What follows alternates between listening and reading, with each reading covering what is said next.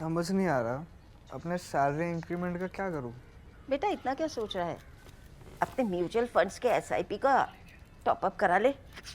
This is the right time. क्या? समझ में नहीं आया। बेटा इतना क्या सोच रहा है? अपने म्यूचुअल फंड्स का एसआईपी टॉपअप करा ले। This is the right time. अब समझा।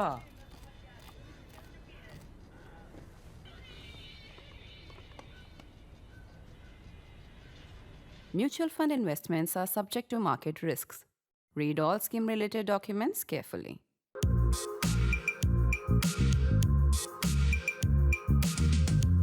Well, first of all, as I record this, Sonam Wangchuk is still on his fast. Now, I know Sonam Wangchuk a little. I've interviewed him and I have enormous respect for him. He's really one of the best we have. And I hope to God that no harm befalls him. And I hope also that he gives up his fast. I think, however, we need to make two other points. The first is that Sonam, I think, would be happier if his health had not become the issue, but if his agenda had. I think that's an important point. He's a man who's willing to sacrifice, willing to give up his health, but who believes in his agenda.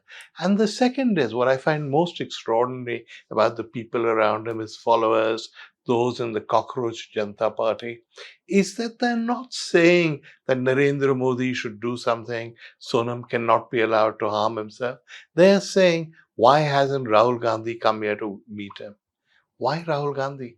I find that extraordinary because if you remember when the Cockroach Janata Party was launched and it became a big international story, the refrain was that the mainstream opposition had failed in India and that this party had come out of nowhere. It was young people, disillusioned people, and they were going to be the opposition to Narendra Modi and the BJP. And the issues they picked on, say, the examination scandals, the fact that papers are leaked, the demands for the resignation of the education minister made a certain amount of sense given their background, given what they were supposed to do. Now, why suddenly has it become so important for these people that Rahul turns up? They were supposed to replace Rahul, not look for Rahul's endorsement. You could say that they're taking the line that because they are part of the opposition and Rahul is leader of the opposition, he should come and maybe endorse their protest or inquire about Sonam. Yeah, fair enough. But if you're accepting that Rahul is leader of the opposition, then the obvious question is join the opposition, join the Congress. Why do you need to start your own party? If your answer is that the Congress is not an effective opposition, then here's the question. Why do you want Rahul in that case? And if you believe the Congress is not an effective opposition, which is a perfectly reasonable point of view, join the Congress, make it more effective.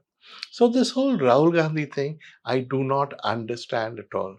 But the reason it's all important is because the general attitude to the CJP, shall we call it, has been that it represents a people's movement of the kind we've seen before. And the parallel is always with the so-called India against corruption. How I can't even say that with a straight face now. Movement launched by Anna Hazare. Well, with Anna Hazare as the dummy and Arvind Kejriwal as a ventriloquist. People will not admit this. I don't think Mr. Modi will. But if there had been no Anna movement, there would have been no Modi landslide. It's Kejriwal and his associates who cleared the way, who destroyed UPA too. They did it because I think India was hungering for some kind of change. And we forget that just as they destroyed Manmohan Singh in the UPA, they also destroyed the existing structure of the BJP. Till they came along, Mr. Advani was the unquestioned leader. By the time they were done, people wanted a change, and Mr. Modi had emerged as a leader.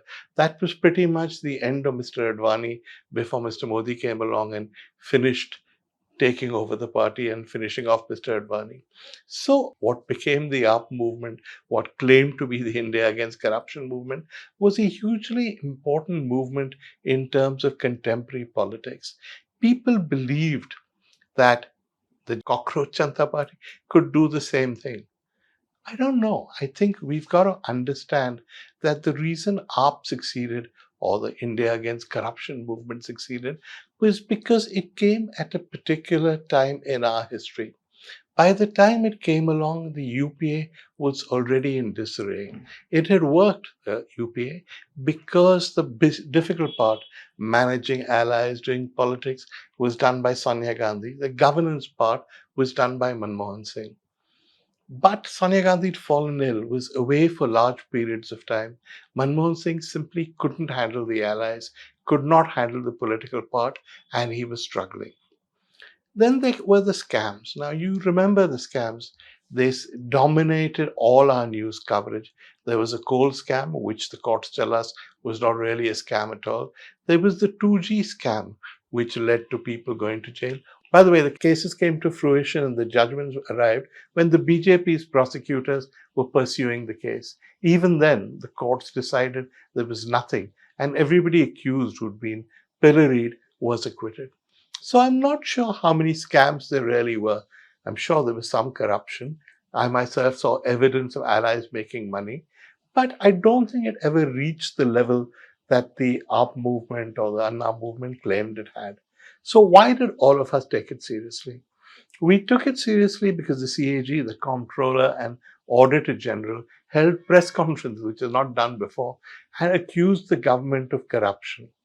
Because it came from an allegedly responsible source, we swallowed all this stuff. We swallowed stuff about presumptive loss, I think it was called, bizarre term, which fortunately we haven't heard since, which actually made no sense. We thought if it's coming from the CAG, even a CAG who likes publicity, likes holding press conferences, it must be true. Given that there was this background of scams, an India Against Corruption movement suited the need of the hour. It also was, we sometimes forget this, the era of shouting matches on television. That was when the Rottweiler type anchors arrived. That's when television saw itself not as reporting the news, but making the news, as editorializing. And day after day, previously obscure people from the India Against Corruption movement appeared on television to rail against UPA, to talk about corruption. Most of these people, by the way, later went on to join the BJP, but that's another story. And it may not be entirely accidental, but we'll go there some other time. When these people were on television attacking the UPA and the anchors were going every day for the UPA, I think Manmohan Singh panicked. He was not used to this kind of criticism. He'd lost control of his allies, didn't know what to do or how to run a government where every day a new paper would be leaked. There would be some new revelation where the CAG had gone rogue.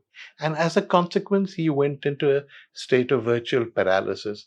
He was not seen in public. He didn't say very much. And people then longed for some kind of powerful, strong, visible leadership. That is the vacuum that Narendra Modi came along and ultimately filled. But why did we notice this vacuum? Why did we notice that there was no strong leadership or visible leadership? Well, because of Arvind Kejriwal and allegedly Anna Hazare. That was the movement that made all of this an issue. It's important to remember that that was a very special time because today is very different.